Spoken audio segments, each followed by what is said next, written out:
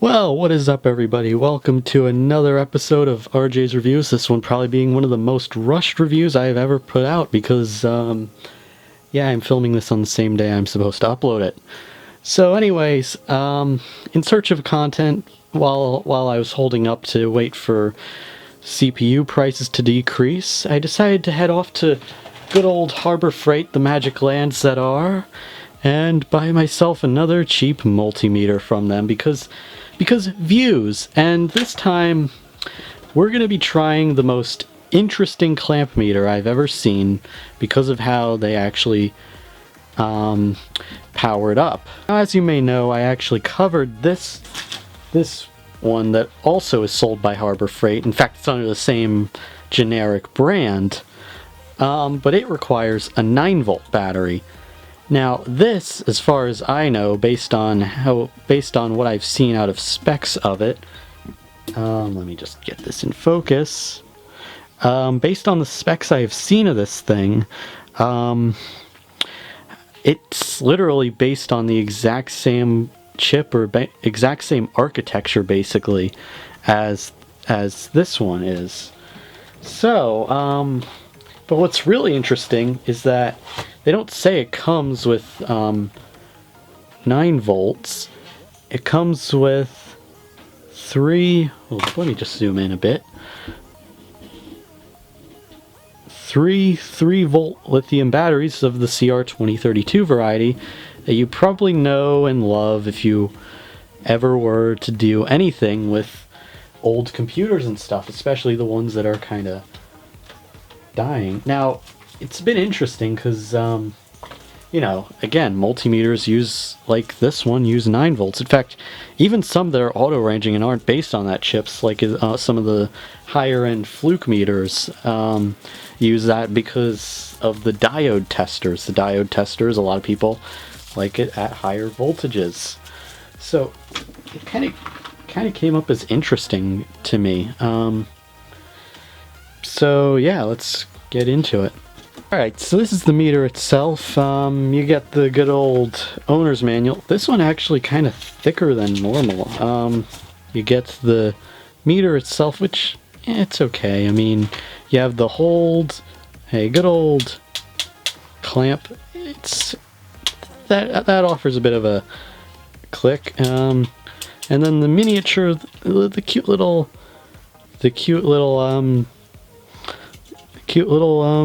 selector switch, this range switch. It's manual ranging because it uses the same chip as this.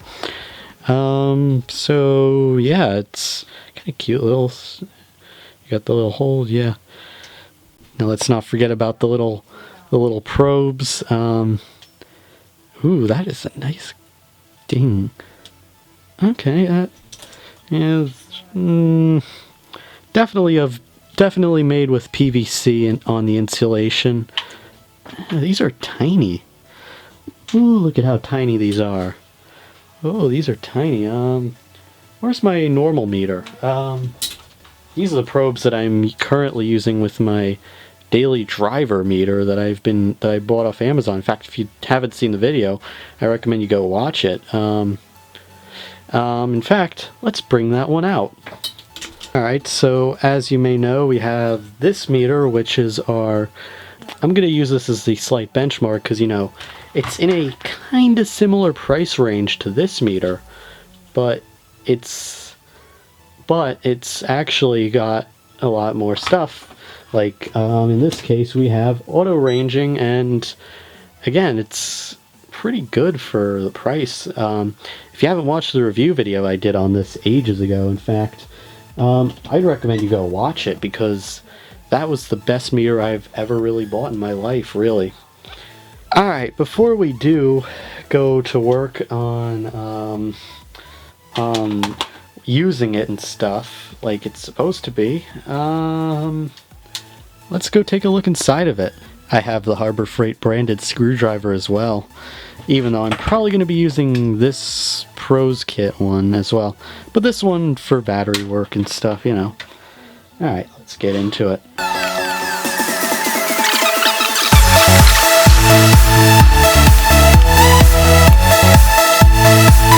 Alright. Alright, that wasn't the easiest to look into. As you can see, you've got the typical affair for Harbor Freight. The spring that goes from the clamp to the thing. As you can see, you got the little soldering there. It's weird that they did that like that. You've also got the typical piezo over the chip, but this one's a bit bigger than the one inside the other one that I had reviewed, so it's a bit different. And then on the other side, there's your battery compartment. Then I guess there's contacts there, and then there's your adjustment pots there for, you know, adjusting. I dare not deal with these screws because I know how much of pain it is when it comes to the display, because they zebra stripped the display on, so it's really no good. For the hold switch, you get the generic button. Pretty sure it's non-latching, so I'm pretty sure it'll just not latch. It won't be like all the others, because I can tell you that the chip under there is the same chip in the other meter, especially considering it takes 9 volts. Yeah, let's try and power it up, alright?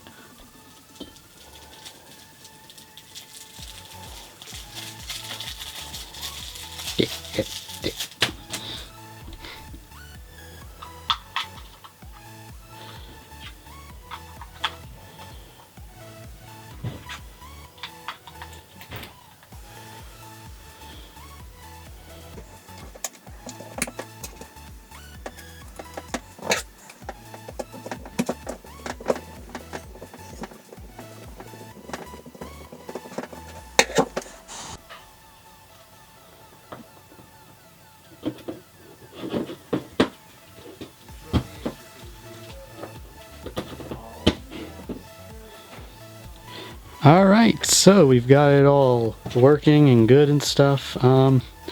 As for our normal thing, it's pretty good actually, I guess. The mechanism they used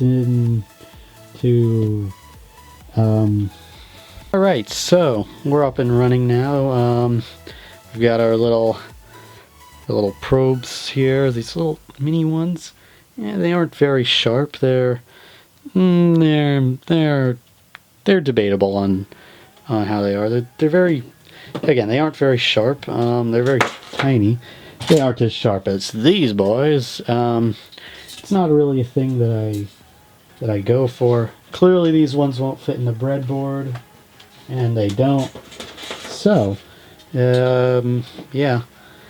So yeah, it's a clamp meter. So you know, so you just clamp it onto a wire or something, and it will read the current that the object takes for you.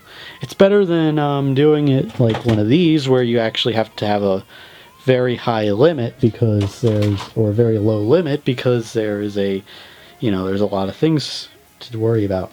But this one can go up to 400 amps, unlike these normal meters, which can go up to like 10 or something like that. In fact, a lot of people say that it's a big showstopper when it comes to the current on this one, because it doesn't handle over 10 amps, which I really don't care too much about, but it's cool anyway. The big limitation with these is that because these use a lot of induction and stuff, it requires you have an AC current, because it's the only way it can really detect it, and only through one wire, because yeah. So I don't have too much of a things that can output that kind of stuff, but I'll try and see what I can come up with. As for our continuity buzzer, you have to go into the 2 kilo ohm mode, and it takes a while to get there. And if we try and do latching, it takes forever to get there as well. Let's try the other probes on this as well, because it's not really the best. Also, I don't think it's the loudest, which is insane, because The piezo in that thing is huge. These don't even fit in the whole thing. I mean, let's put our beefies in there. Ooh, it isn't even registering. Oh, with the beefy probes. Okay, there we go. Okay, that's a bit slow. That's too slow to be even considered normal, but that's okay because these are clamp meters, and the only reason you'd want one of these is because of this boy. And let's just compare that with the big good one, my Anang. I mean, you can already hear that right there. That's latching, you know, typical multimeter stuff.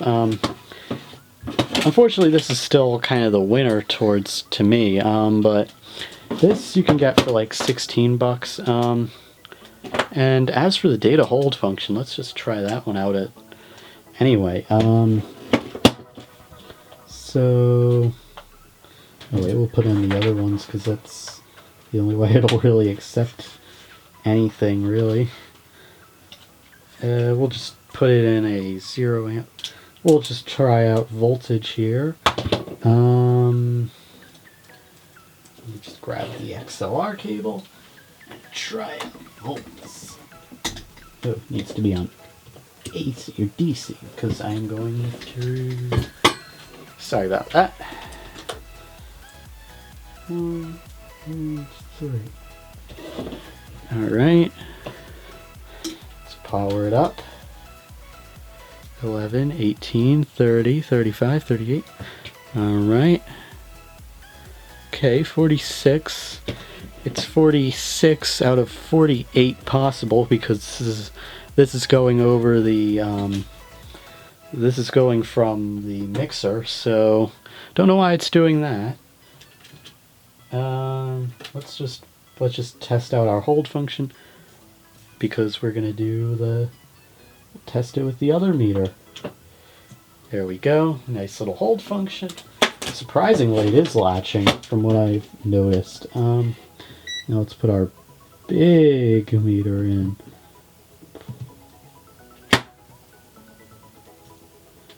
And oh, our probes are disconnected. There we go. Alright, so accuracy isn't really its strong suit, really, because especially with the volts. 46, and this is a 48 volt. As you can see, the Anang is actually getting the real voltage out of this when compared against this thing. So, I don't know, it's not the best meter for general purpose use outside of being a clamp meter. Let's see how it does with this. Let's see how it is with clamp metering and that stuff. I tested it on a disco ball that I had, which takes up around 400 milliamps, surprisingly, which is a bit insane considering that it's based on an incandescent light. You know, it's kind of old. I've had it since I was a kid. Measured out at 0.22, and you know, 0.4 is the most insane of the bunch. So, yeah, not half bad. That's the closest. That's the main thing that I have that's AC voltage that I could really test because that I have accessible to me, because AC voltage, you know, it needs it because this is based on an inductor, basically. I mean, it does okay with this, with its job, but only when you're doing current measurements. Voltage, it's not really good. Current, it's too slow. Current, it's great at, but voltage, it kind of sucks. Or resistance, it's just a bit too slow to be even considered usable in some capacity. I don't like how it took too long to do the beep. I mean, whereas this thing, when you bridge the contacts together, it'll just beep immediately. Whereas this, it'll just won't do its thing. It's not the best meter, but it's $16 from Harbor Freight, and I think my theory still stands. Everything except the multimeters are good at Harbor Freight. Now, I haven't really left any numerical ratings on my channel before, really. I don't really do it, even though I want to. I just don't, for some weird reason. In this case, I'm going to put it out of 10, and I'm going to give it a 3 out of 10. Unlike this, where it gets 7 out of 10.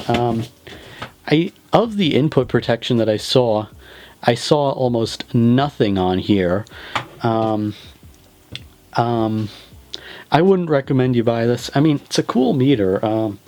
It's very ingenious meter for having a very okay designed battery loading system. I think this is as thick as a 9-volt battery, so it really wouldn't have mattered if you just put a 9-volt. That would have greatly increased the life of the batteries on this. Even though, what am I saying? Because a lot of computers use these 2032 CR2032 batteries, so you know, it's better to just use those, I guess. And those just keep it. Those just live for like 10 years or something like that. I don't know. But anyway, it's going to be it for today's video. If you like what you saw, please leave a like and subscribe. And bye.